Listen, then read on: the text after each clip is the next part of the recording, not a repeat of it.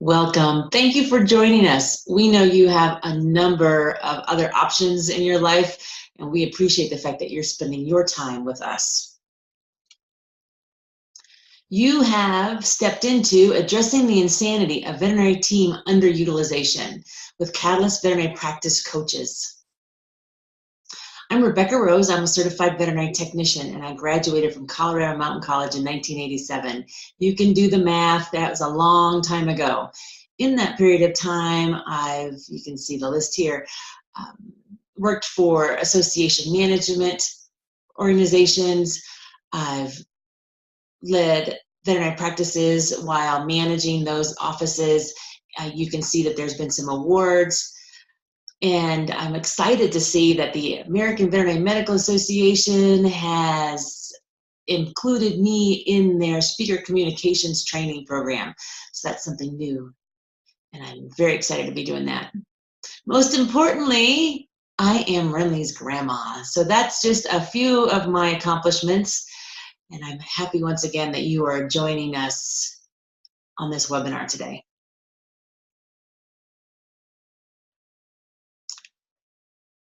This is a quote by Catalyst Veterinary Practice Coaches. By identifying team members' abilities and maximizing their potential, a greater depth of services can be provided to the client and patient.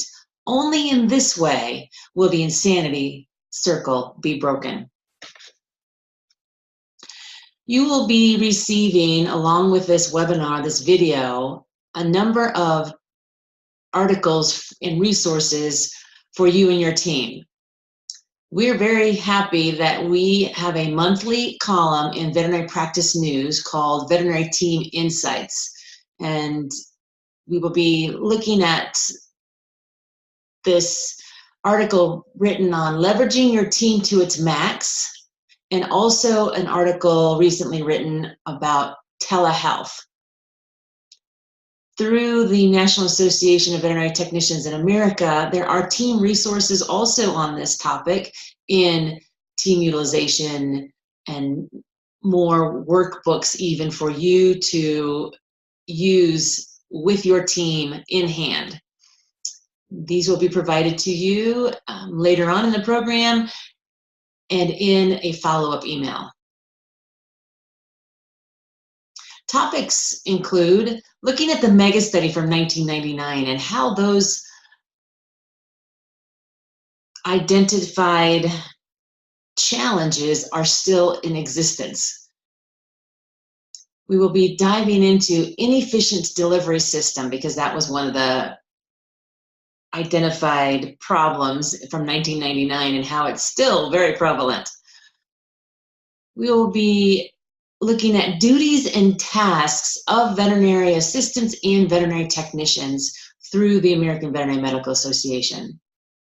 Briefly talking about team-delivered care and identifying what the Veterinary Nurse Initiative has to say in a chart even related to utilization of a team member.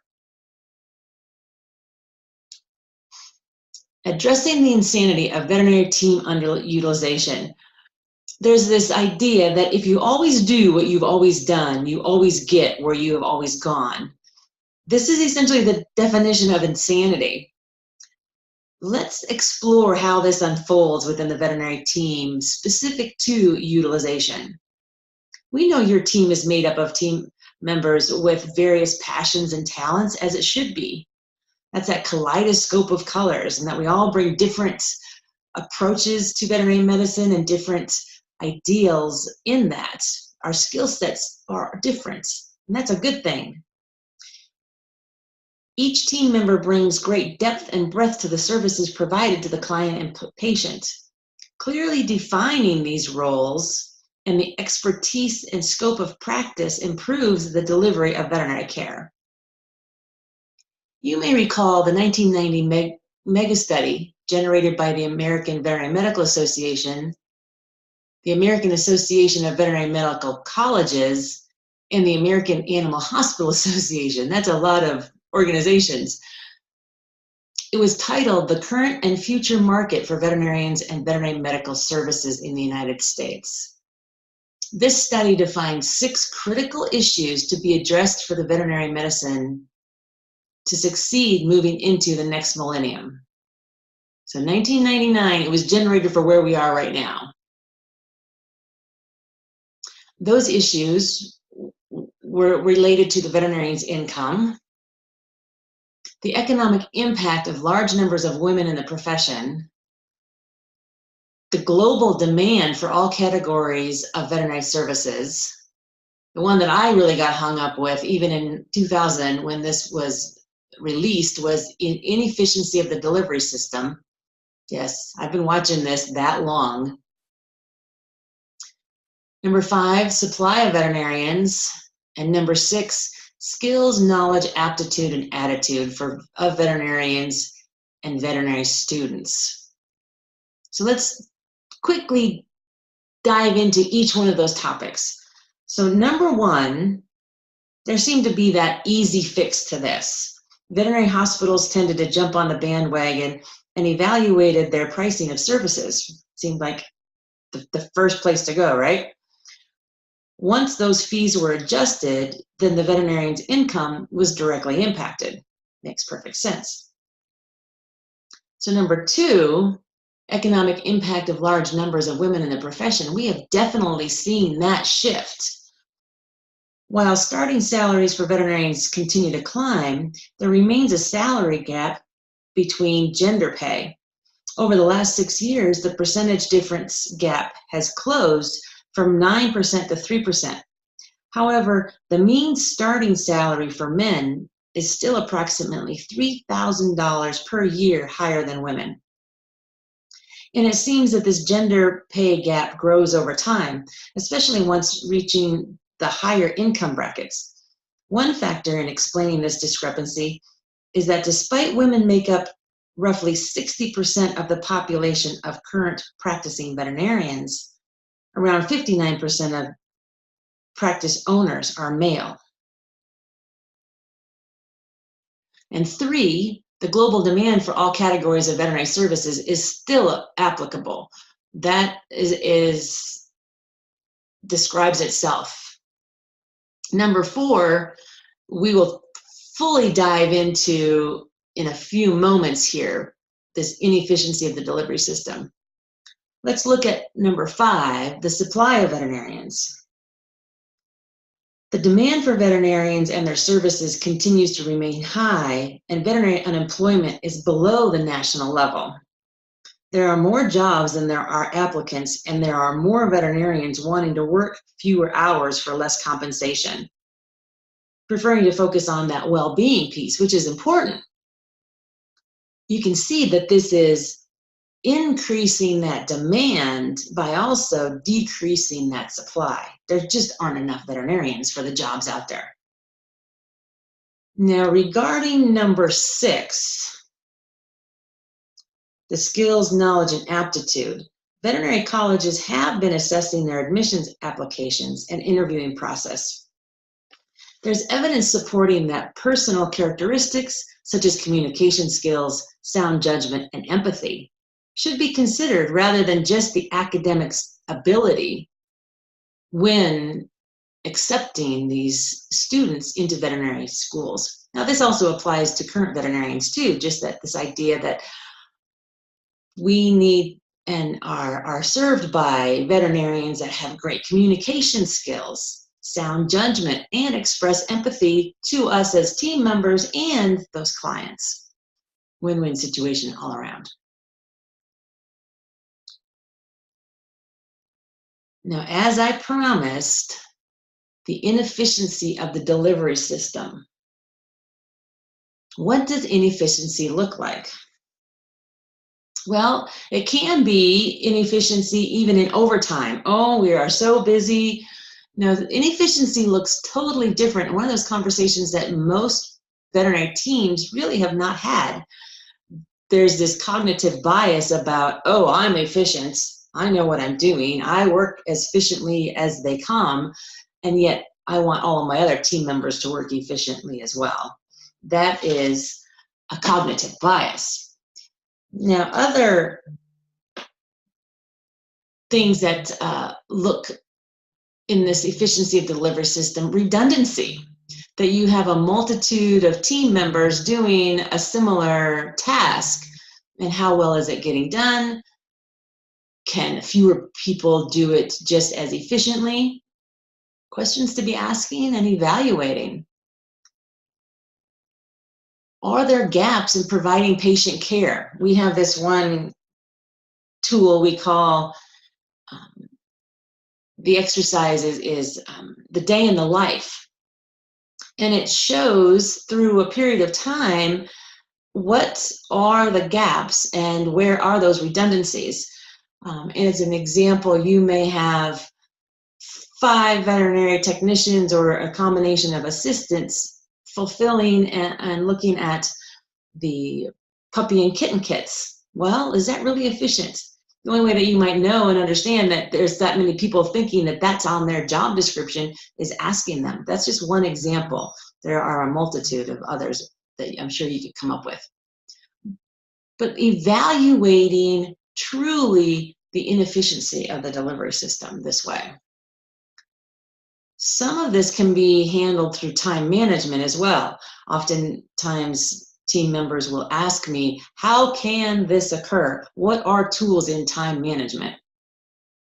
Simply going from one location to another, having one task in between to be done, are there 2 other things that you could be doing in that point from A to B? Are there schedulings that can be better? Are there, you fill in the blank, poor time management? We have a video on this too, which might be another resource for us to look at.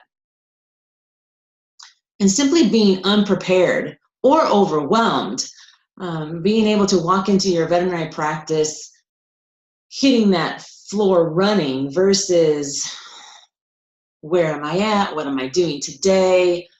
Is there indiscrepancies as to the tasks and duties I did yesterday versus the expectations today? How can we best leverage our team and helping them be prepared for those days? As an example, one day a veterinary technician is in the appointments room doing the outpatient care, which they've got a handle on, and today that person is in the surgery room, and that's not where they are most efficient. How can we help them give those tools for success in that? Possibly cross-training as an example of helping our team be more efficient. Then we came across this idea of excess capacity. Now this idea has been out there for some time, but it came to light recently during the Banfield Summit.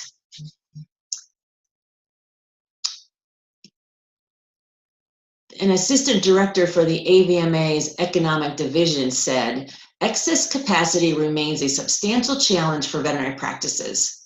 Excess capacity describes a practice that, for a number of reasons, including failure to fully use examination rooms or veterinary technicians, is producing less than it potentially could. And you may be saying, oh yeah, there's probably a few of us that are doing that. But he explained over half of all veterinary practices are characterized by excess capacity.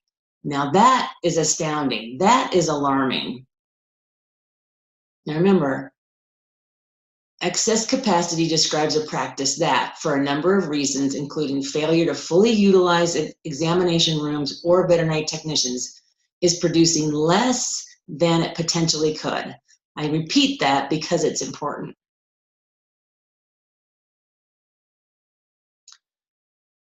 So let's answer this, and this is a question to even ask your team members in an upcoming team meeting. What are veterinarians trained to do that no other team member can provide? Now, when I'm helping veterinary practices hire veterinarians, these are the reasons that we specifically have to hire them. This is what they're trained to do. This is what that 4 added years, a total of 8 years of education, gets them. This is what that license allows them to do. And I'm surprised, to be honest, how many team members can't identify these. But here we go. What are veterinarians trained to do that no other team member can provide? They diagnose, they prescribe medications, they put together treatment plans, and they initiate surgery. That's the essence of their duties. That's where they are being the most leveraged. This is what they are trained to do. Nobody else can provide these services, only the veterinarians. We want your team to be working like a Swiss watch, being so efficient in that way, being punctual, consistent, and dependable. And so think about your team. Are they that? Evaluate the efficiency like we were talking about before. Evaluate the timeliness of them. Look at your appointments. Are you always behind, and why? There's a whole complexity to what that happens, and probably a large percentage of you are shaking your head saying, yes, our teams are consistently behind schedule on those appointments. And are they dependable? Does your clients and the community describe you as dependable, knowledgeable, timely? Can they describe you like a Swiss watch?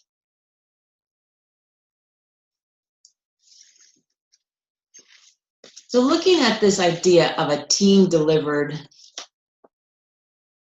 veterinary care, essentially what that means is all team members seek to understand the needs of the client and their pets, then fulfill that need together.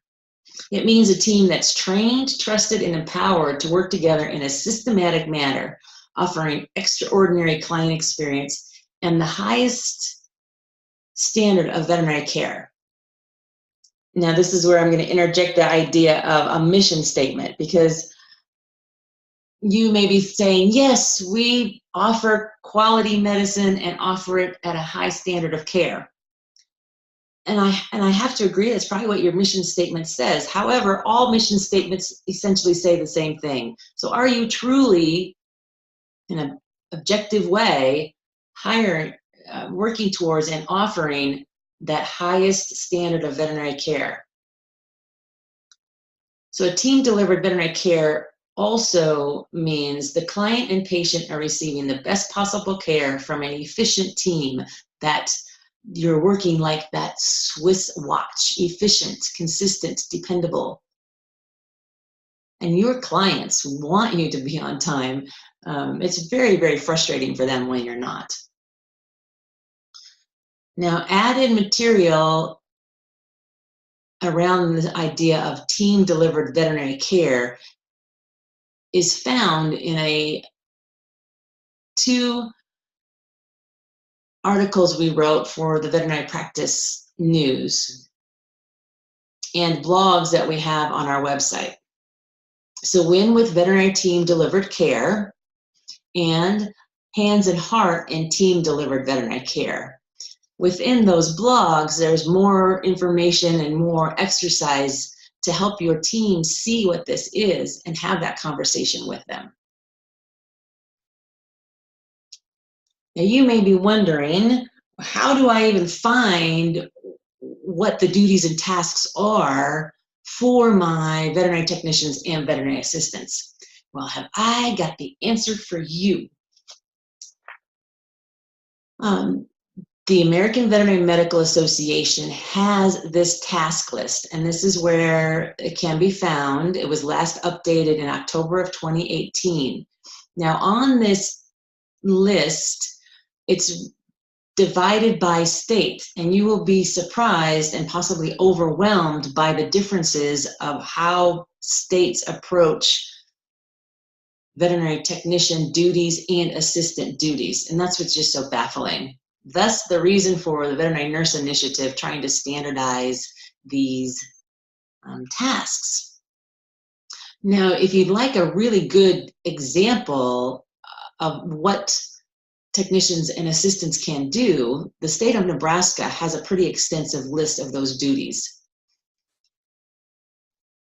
I challenge you to go to your state on this site, print off what is said about the delivery of veterinary medicine by technicians and assistants and have that conversation with your team.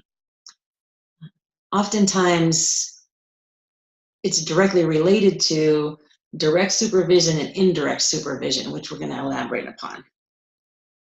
But again, I challenge you to check out this link for duties and tasks. Now, following are the definition of direct supervision and indirect supervision.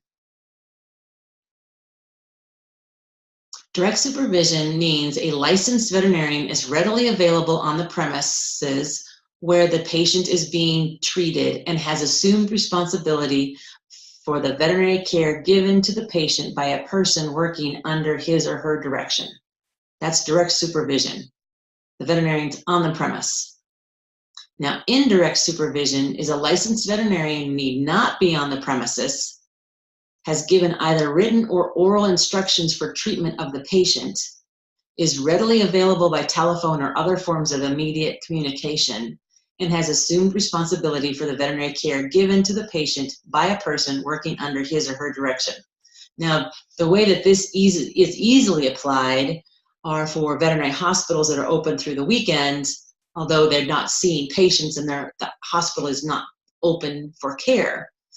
Many, many times, assistants and technicians are the only one on the premises tending to those patients or boarding animals as well. Now, there's even a further level of indirect supervision that is starting to morph and change within Practice Acts. So let's back up a little bit and even just talk about model Practice Acts. I am astounded by the number of veterinarians and veterinary technicians specifically that are unaware of the Practice Act that governs veterinary medicine within their state. So for every state, there is some kind of a licensing board or executive boards, and there's other names for them as well, that oversees those licenses by the government of a veterinarian. So another challenge is for you to find through your state government the veterinary state board and read your Practice Act, whether you're a technician, a manager, a veterinarian. Physically read that Practice Act, because I think that's going to help you down this road of team utilization. You have to know the law. You need to understand who's governing these duties and these tasks, and why are even veterinarians in front of the state board if there is a complaint. Anyway, I feel it's important for you to understand the Practice Act, and I'm encouraging you to read it. Now, looking at training starting early for veterinary students while they're still in the college. It's unfortunate that a number of students, from my experience, are not taught how to properly leverage their paraprofessionals. Veterinary students will benefit from learning how to appropriately utilize their veterinary teams while still in college. I think it would be fantastic if veterinary colleges included this in their curriculum somehow. It's not. What often happens are those veterinary students don't see how well a practice can run through the proper delegation. Veterinary programs which focus on creating a team-delivered approach to veterinary care may set their students up for success. When new veterinarians reach their highest potential and promote team talent, economic and job satisfaction will also soar.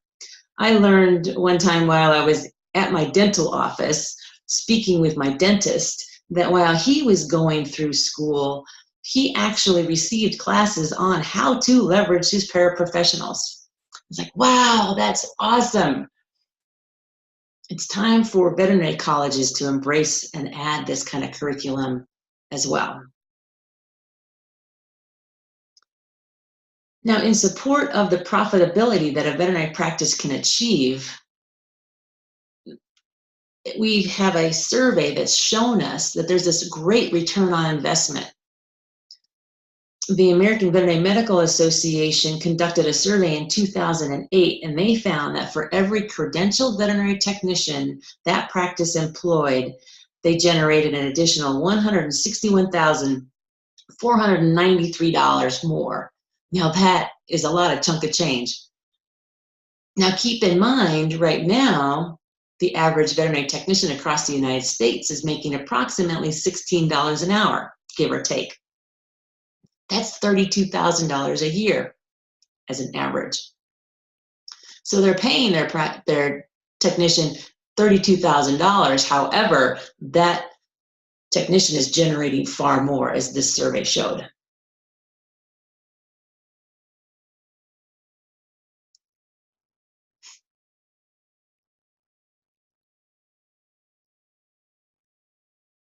Now, this doesn't even take into consideration telehealth and telemedicine, which is an additional resource that we're giving to you. We placed on Veterinary Practice News, because this is an untapped area where paraprofessionals can continue to support those veterinarians and meet the needs of our clients and reach more pets.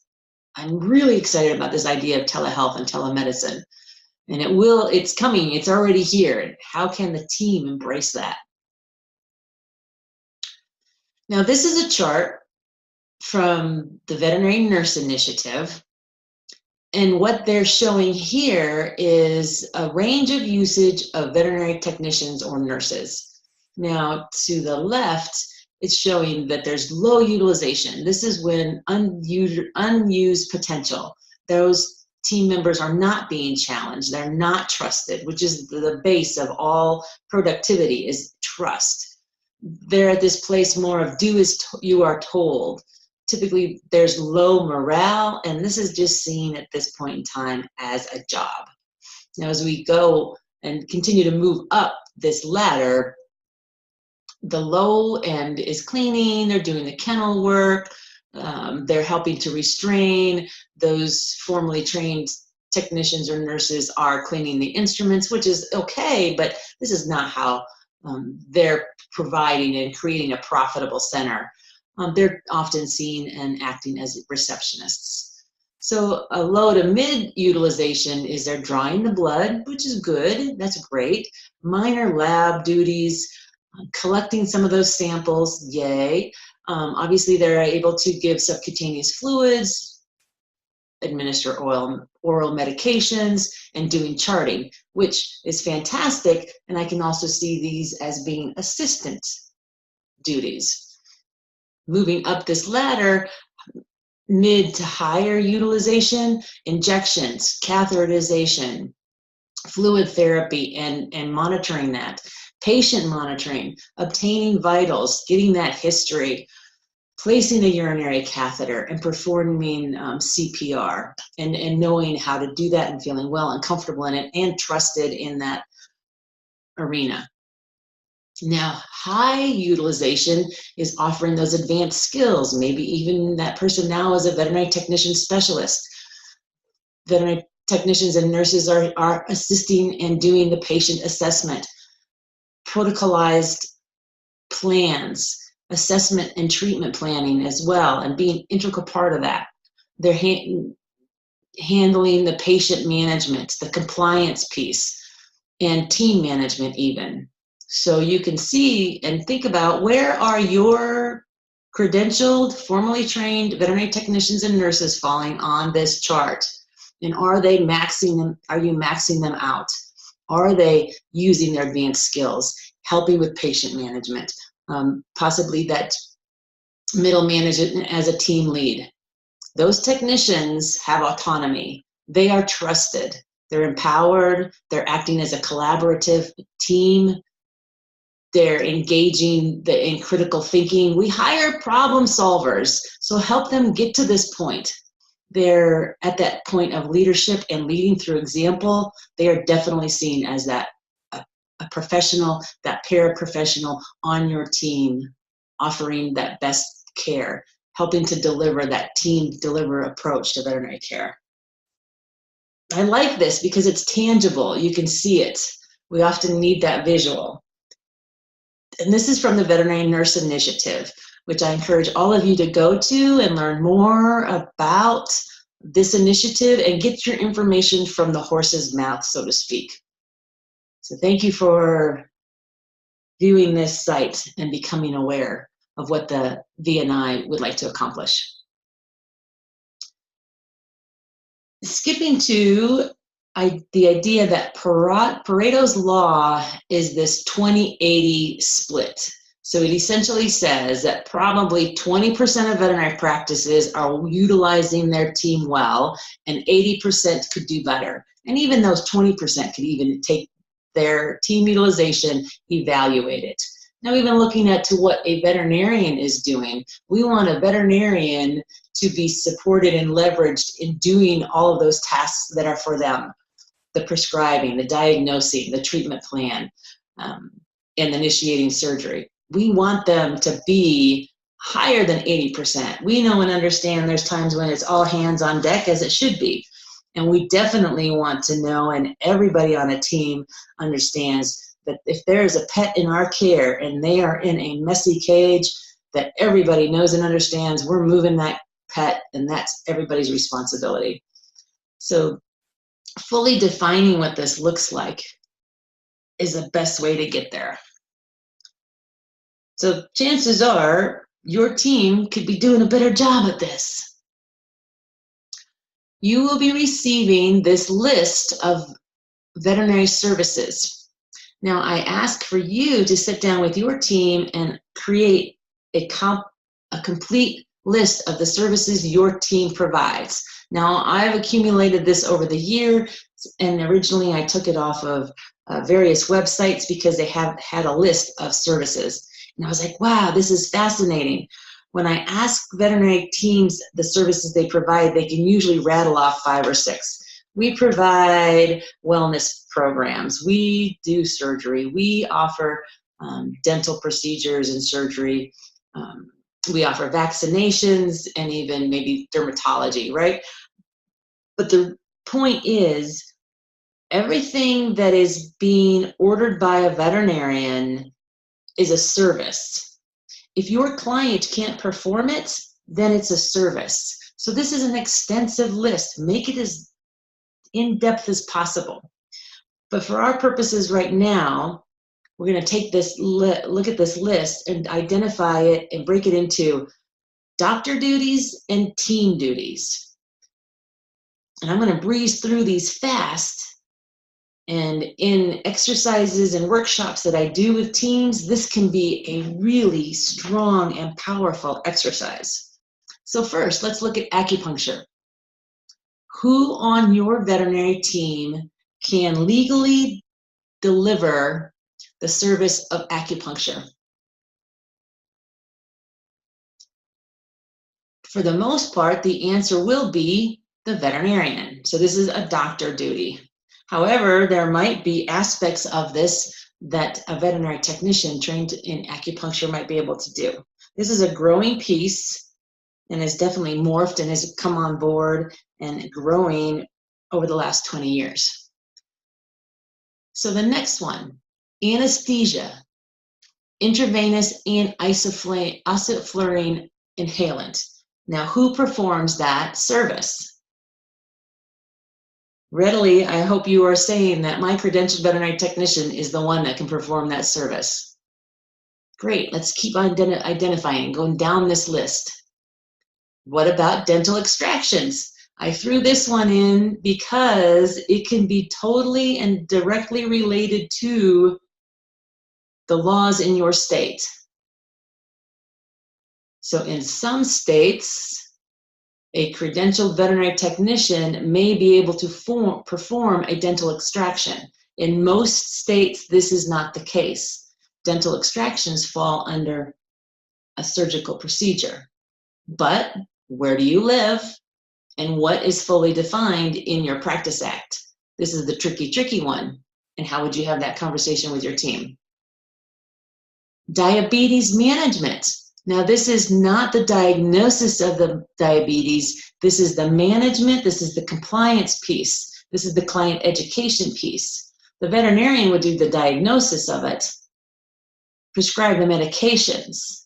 The management can be done by your trusted and trained credentialed veterinary technician, possibly even your veterinary assistant. What about health certificates for travel within the United States and internationally? So you may be saying, and I do agree, that this is both. The veterinarian has got to perform the exam and give that appropriate health record and identify that it is a healthy patient or a healthy pet for travel. However, a trusted and trained credentialed veterinary technician or even assistant can do the paperwork. So this is a combination duty piece. What about a laparoscopy? The doctor is going to perform the laparoscopy with the assistance of the credentialed veterinary technician or the veterinary assistant. Obviously, there would be the monitoring of the anesthesia and all of the other things. But see where we're going with this? Directly with your team, identify who is doing what. What about orthopedic rehabilitation? Now, just above that is the orthopedic surgeries. That is in the realm of a veterinarian. However, orthopedic rehabilitation can be done by a paraprofessional on your team. Here's another tricky question based upon, what does it say in your Practice Act? Perform life-saving emergency care. Yes, that is a veterinarian role. But what about the instance where, and this used to happen to us frequently at Town and Country Animal Hospital, all of the veterinarians that are on a forum call or some other reason, and we have credentialed veterinary technicians manning the hospital, so to speak, and in walks an emergency case. Now, within the state of Colorado, if those veterinarians have set up a protocol, and I, as the trusted and trained credentialed veterinary technician, have the understanding that I can do life-saving emergency care, yes, I can do that.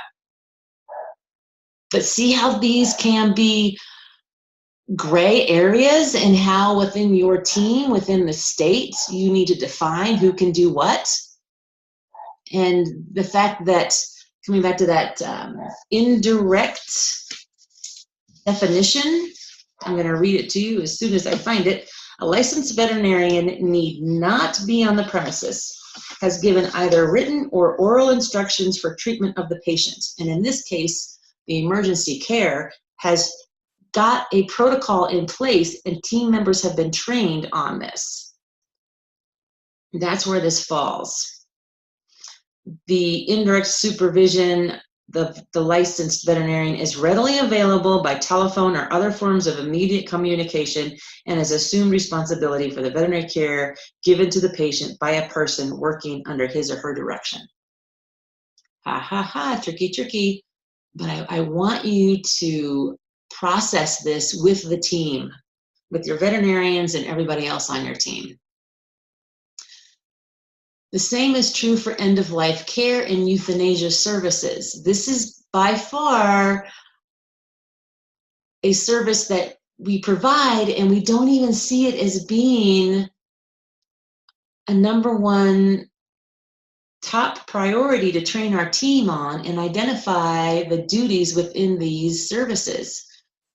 For the most part, end-of-life care and that plan can be created by the veterinarian, and compliance, quality of life, follow through, appointment scheduling can be supported by a number of paraprofessionals on your team. Even euthanasia services in your state, who can provide euthanasia services? That's a valid question. In some states, veterinary technicians can provide end-of-life care and euthanize pets in people's homes by themselves. So you might be cringing and you might be questioning this, but I'm going to encourage you and challenge you to find out what is truly the law within your state on euthanasia services. Now, a similar exercise can be performed for specialty and emergency practices. You would still generate a complete list of services and dissect it like we just did. Doctor duties, team duties. I think this is a hugely valuable exercise, and I hope you do too.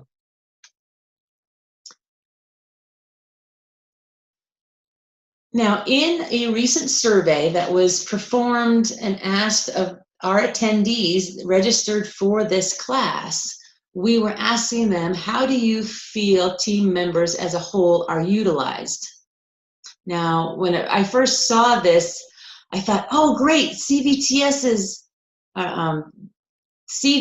who are veterinary technician specialists, pardon me, are well utilized. And then I realized, whoa, Rebecca, no, look at this. Number 5, very underutilized. I was like, oh man, this is a travesty. I'm fully aware of what veterinary technician specialists do and how they get that awesome credentialing. I was on the committee that oversaw this with NAVTA, and this truly is a travesty that we are not empowering them and leveraging them to the max. So they are, in this study, and probably in other studies as well, underutilized. Oh, it's heart-breaking to me. Now, the other team member on here are kennel assistants being underutilized, and also team leads are being underutilized, and credentialed veterinary technicians. Now, if you were to ask your team, how would this survey come out? So you've got this. To recap our conversations today, identify how you are currently providing team-delivered care and how can it be improved. Looking at those doctor duties, those team duties, and fully identify them and help your team be on the same page. Even use that outline, identifying your top 10 services and working from that point of view. Within those top 10 services, how can we as a team get on the same page as delegating and passing orders on to our paraprofessionals? Leveraging for patient care and client service is our goal here. Leveraging for team satisfaction and retention. We know through surveys that when credentialed veterinary technicians are properly utilized to the max, they have higher job satisfaction and there will be higher team retention. That's where we want you to be. That's what we want for you. And they're leveraging your team increases profitability and prosperity. These are what we want for you. Leveraging your team to the max. Now, Catalyst coaches do provide on-site observation, consultation, and coaching. We're here for you. Let us know how we can help you and your team reach your highest potential. We have other upcoming webinars in our series. These continue to be free. In June, the topic is You Never Get a Second Chance at First Impressions. Onboarding is the key in higher team retention and focusing on the ensuing generations. In August, the topic is Cracking the Code on Your Hospital's Employee Engagement. We're always understaffed, turnover is high, stress is high, and there's a lot of negativity. So does this sound and describe your current reality? So please register for these and spread the word. We're happy to help you. Offer other services as well. We have in-hospital workshops, manager coaching, management projects, and many, many more things. Please check out our website or reach out to us at getcatalyst@catalystvetpc.com. Thank you again for taking your time and spending it with us. We know your time is valuable and we appreciate the fact that you've been here with us today.